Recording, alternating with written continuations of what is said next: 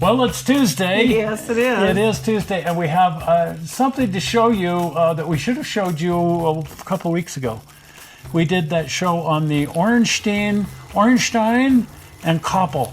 Okay, Stein. Orenstein, there it is. Orenstein and Koppel German steam engine, the little industrial. And I said, Steve gave us one, but he never got around to modifying his. Oh. Well, I opened the box and I looked at it and I went, okay, that's factory, that's LGB. Closed the box all up, opened the other box, looked at it. There's another one just exactly like it, closed it up. I said, well, I guess Steve never got around to modifying his. No, I just opened the same box twice.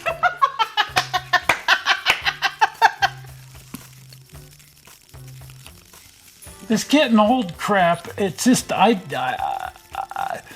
I'm talking to Steve, and Steve saw the show, and he says, what are you talking about? I custom built a cab on it and everything. No, I opened both boxes. They're identical. And he says, you better look again.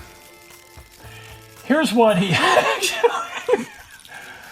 This is the Orenstein and Koppel German industrial steam engine by LGB with the Steve modifications. Isn't that neat? That is wonderful. Wow. I think it's highly inspired by Porter. Mm-hmm. It looks a lot like a Porter engine, and most people who look at it say, oh, that's a Porter. Well, no, and it isn't really an Orenstein and Koppel either. It's a It's an Strebel Orenstein and Koppel that immigrated Germany, immigrated the United States, got its citizenship, and they forced it to change its cab to comply. I don't know. We're just making crap up here. No, Steve just wanted to build this thing, and he had access to one of those little German engines, and he said, "There it is. I'm gonna build it." Yeah.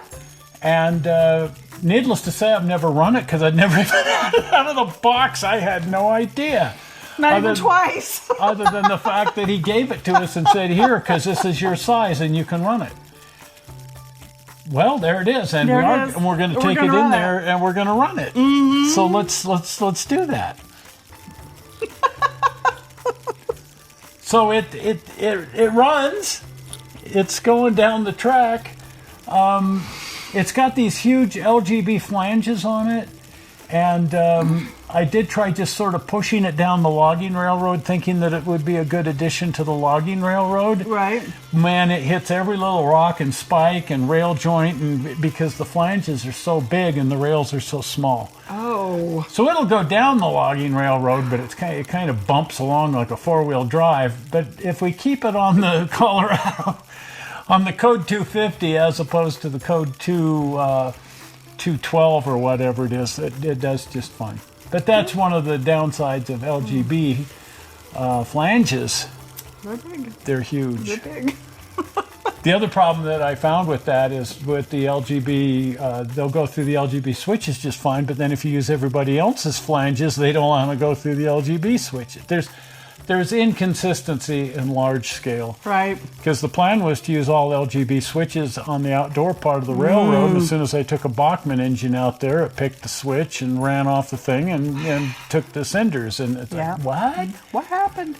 It doesn't like the LGB switches. So we're rethinking the whole outdoor part of the railroad. Oh, It may just for have the 63rd time, but hey, we're going to get it. 63rd time. So we may end up relaying that in code 250, Yagas Creek code 250, because that works for everything. Yeah. So far, our experience inside the garage here is if we stick with Yagas Creek code 250, especially the longer switches, everything runs. And you're good. And so we may just take up the whole outside and redo it that way. In fact, that's kind of the plan right now. I digress. Isn't this thing just... That's just fun. It's such a classically Steve... So the cab here is plastic, and he's distressed it to look like wood, and it's got a plastic floor. The sills are wood. Everything else is brass. This whole stack I like the stack. is all soldered brass and brass screen and brass rivet detail, and It's beautiful. And then because it's Steve, of course, it has this really kind of interesting shape to the stack. and people say, well, what is that? Well, it's a Steve. It's a Steve original. It's a Steve. It's an LGB, and it's a Steve. Because I don't think, he kind of, as I say, followed Porter prototype, and you'd suspiciously think that it was a Porter. He's also fit it with Katie couplers, because back when we were all kind of doing large scale, when I first started up with large scale, this is the Katie coupler. We were using the smaller of the two Katie couplers because they just look neat and they work really well. They do. And now I'm kind of torn because some of our equipment has these couplers and some has Bachmann and some has... Yeah. And the thing I like about these is they just work. They work. They work. And there's a lot that can be said about they just work. And they look pretty nice. Yes, too. they do. So, Yep. I don't know. Still haven't made up all in due time. Made up my mind on couplers. Right now we're using the Bachmann and the AMS couplers, and they work pretty well together. But none of them get along with these Katies. I digress again.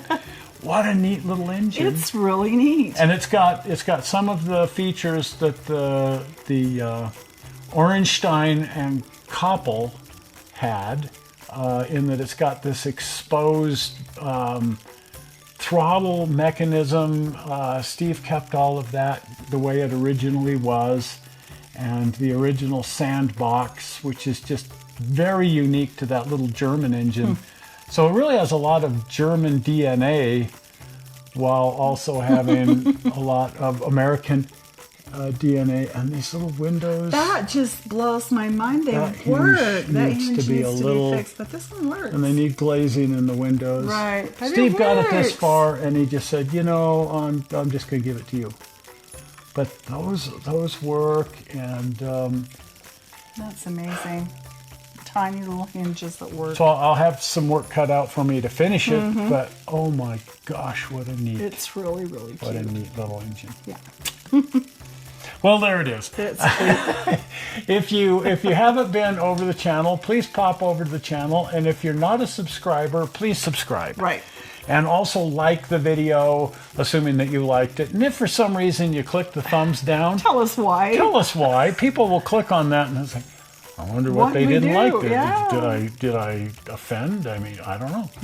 So anyway, but if you liked it, say you liked it and tell your friends and share it and do all those things. Right. But if you're not a subscriber, then start by subscribing That's a good and beginning. setting your notification bell.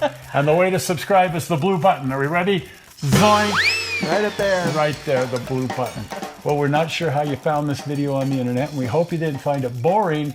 And we will see you here on Sunday, as we'll do some foolishness on Sunday. Yeah. See you then. We'll see you. Bye-bye.